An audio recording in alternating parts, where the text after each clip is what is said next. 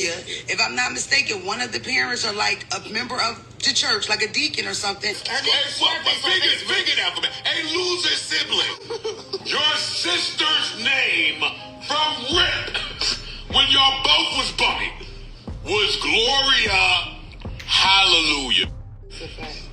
What did you think the future was about to play out like? Was it Sam or something? The stud girl? Scarface. But girl, please. Victoria Woods is a real name. Oh, you was about to lose. Anybody, the parent tried to make victory be in your name. They didn't see a bright future for you. Sometimes the parents can spot it right out the womb. Who's gonna be the loser sibling and who's gonna be the winner sibling? Honestly. That's what they gonna Now, I'm sorry if I'm triggering people out there that have like beefs with their parents because they were the loser sibling at some point. But some of y'all siblings are absolute losers. We knew you wasn't getting no record deal, girl. You wasn't about to save us. You wasn't about to change the generational curse. You could barely make grits. She bright. What the she talking about? And then to get all the way to the end and they ask her, what would you have needed? 2500. As soon as I heard that 2500, I Big said, Joe Budden, because he just said that, like I'm telling y'all, 2500 to get it done. That might be my offer rate for everything from here on. So Joe Budden, you podcast doing?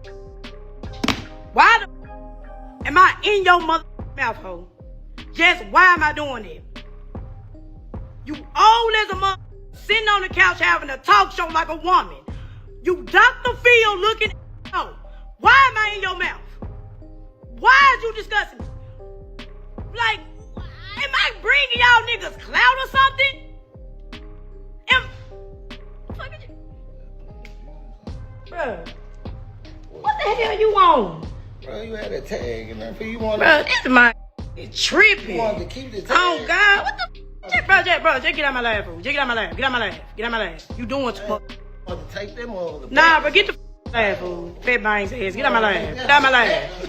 Get the life. You really just blew me, fool. Now I can get on your. Oh God, you doing too much. Want to be seen and shit. Fuck, you do that shit. But anyway, like I was saying, Joe Budden, your career is sitting on the couch like a talking about everybody else's life. Why am I in your mouth, bro? Why in your mouth? Tell me the truth. What's going on? If y'all niggas want me to come sit on the couch, just do the interview. Why is you mentioning me? You Mr. Clean looking. Why? Nigga, you's a nigga that do podcasts for a living. Shut the up and sit the down. I had to tap in real quick because we're back outside with it. Ace time, Texas nights once again. Pulled up to the family crib, kicking it with my pops and everybody. He fired up the pit today, got busy on the grill. We kicked back, chilled, watched the game, just relaxed and vibed. But I still had to duck off in the cut and let y'all know what's really going on with this whole Glorilla situation. I dropped the link in the description where you can catch the clip from the beginning and the full breakdown from episode 9001 of the Joe Budden podcast, where they labeled it the loser sibling episode, named after her this week.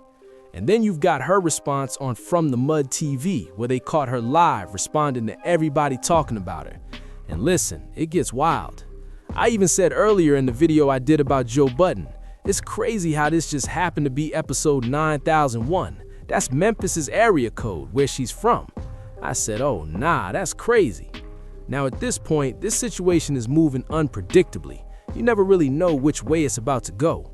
Joe was going at her hard after that TMZ interview and some of the stuff she said.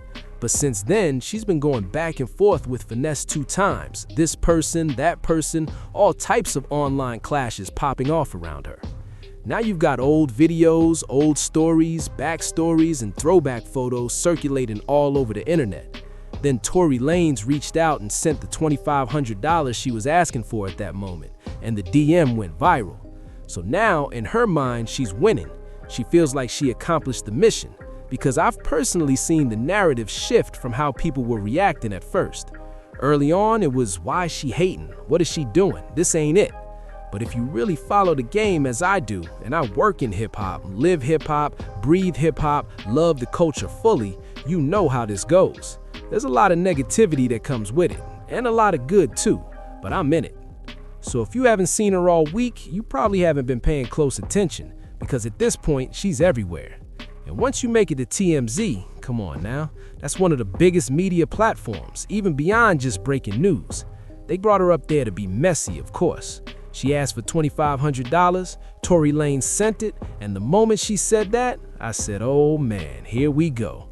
This felt like one of those moments where it could go left fast. And yeah, it's wild, but I've definitely seen the tide turn. You look in the comments now, she's gained fans after that back and forth with Finesse, especially once she started roasting him. All of a sudden, people were like, oh, she's funny. Nah, we like her. Lil bro, she's got 1,000 nicknames right now and momentum behind it. So it's like she kind of flipped the narrative and got some folks on her side, because now people are curious about what's next.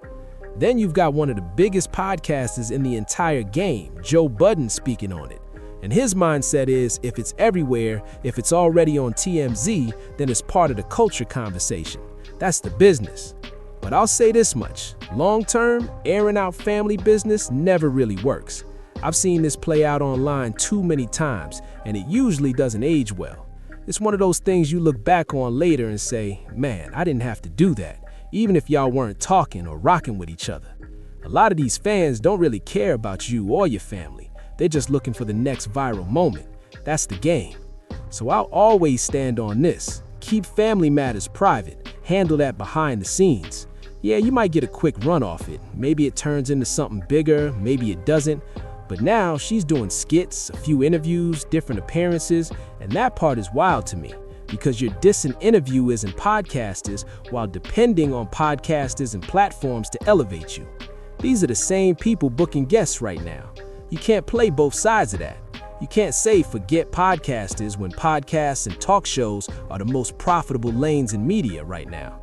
I don't even know if she raps or does anything else, but she's clearly feeling herself on live. She's tipping, ordering food, flexing, and I'm just watching like, yeah, here comes the next phase. Because the internet switches fast. The next thing they do is start watching your pockets. They'll say, wait, you complained about money, so what are you doing with it? That's not my opinion, that's how the internet works. I've seen this movie before. You call out Glorilla over money, and next they start asking if you're taking care of your parents. They'll flip it and say, well, if it's about family, is she looking out for her mom and dad? I'm not saying she isn't, I'm just telling you how the game moves. So keep it a full 100, because 2026 has already been wild, and the capital C chaos just keeps staying in rotation.